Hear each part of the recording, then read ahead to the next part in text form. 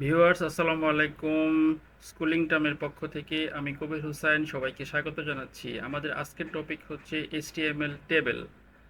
এটা কোনো dining table বা পড়ার টেবিল নয়। ডাইনিং টেবিলে আমরা জানি খাবারের আইটেমগুলো থাকে, আর পড়ার টেবিলে বিভিন্ন বইপত্র খাতা কলম ইত্যাদি থাকে।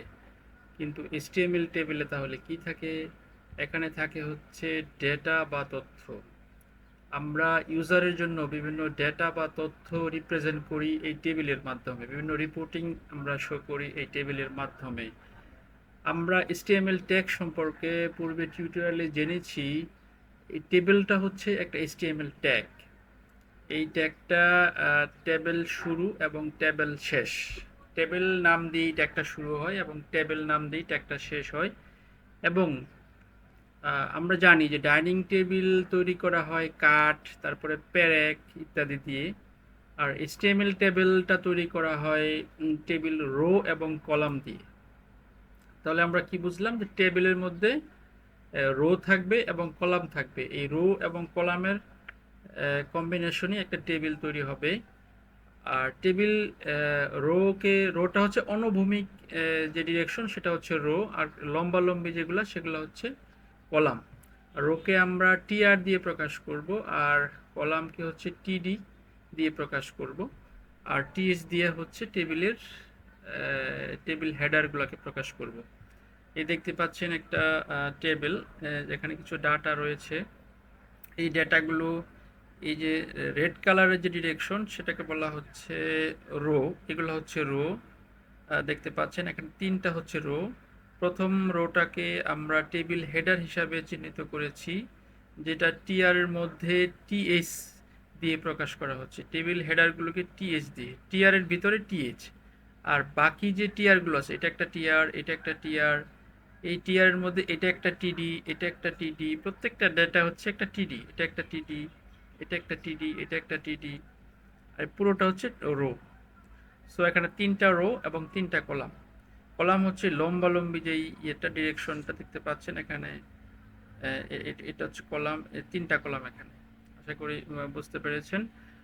আর টেবিল যে ইয়েগুলো, ট্যাগগুলো, সেগুলো এভাবে লিখতে হয়। আমি যদি এটাকে প্র্যাকটিক্যালি একটু দেখার চেষ্টা করি, আমি এটাকে কপি করি। কপি করে আমি হচ্ছে আমার একটা ফাইল সেভ করা ছিল। আমরা জানি যে ফাইলগুলো আমরা বডির ভিতরে লিখবো, যেটা বডির ভিতরে লিখবো সেটাই আসলে শো করবে আমার ব্রাউজারে। দেখতে পাচ্ছেন এখানে এই টেবিল দিয়ে আমার, এই টেবিল কথাটা দিয়ে আমার এইচটিএমএল টেবিল ট্যাগের শুরু এবং টেবিল ট্যাগের শেষ হচ্ছে এই টেবিল কথাটা দিয়ে, একটা স্ল্যাশ দিয়ে। আর এখানে বর্ডার 1 দিয়েছি কারণ আমার ডাটাগুলো বর্ডার আকারে শো করবে। আর প্রথমে একটা দেখতে পাচ্ছেন টিআর, এটা একটা টিআর। এই টিআরে হচ্ছে যে আমার টেবিলের হেডারগুলো শো করবে। টিআর এর ভিতরে টিডি, এই টিডি হচ্ছে প্রত্যেকটা হেডার আইটেম, একটা নেম, এজ, কান্ট্রি। তারপরে দেখতে পাচ্ছেন আমরা পরের যেই টিআরটা, এটা আরেকটা টিআর। এই টিআর এটা একটা রো। টিআর মানে টেবিল রো, আর টিডি মানে টেবিল ডাটা। এই টিডি হচ্ছে একটা কলাম, এখানে তিনটা কলাম। এটা হচ্ছে আরেকটা রো, তার ভিতরে এই রো এর ভিতরে থাকবে কলামগুলো। তো আমরা যদি এটার আউটপুটটা দেখি তাহলে দেখবেন যে এর মধ্যে হচ্ছে যে তিনটা রো এবং তিনটা কলাম শো করবে। তো তিনটা রো এবং তিনটা কলামের মধ্যে প্রথম দেখাই আমি আউটপুটটা। এই দেখতে পাচ্ছেন আমার আমি যে কোডগুলো লিখেছি এইচটিএমএল এর, এখানে দেখতে পাচ্ছেন তিনটা রো, এই একটা রো, এই একটা রো, এই তিনটা রো আর তিনটা কলাম। আর প্রথম রোটা হচ্ছে টেবিল হেডার।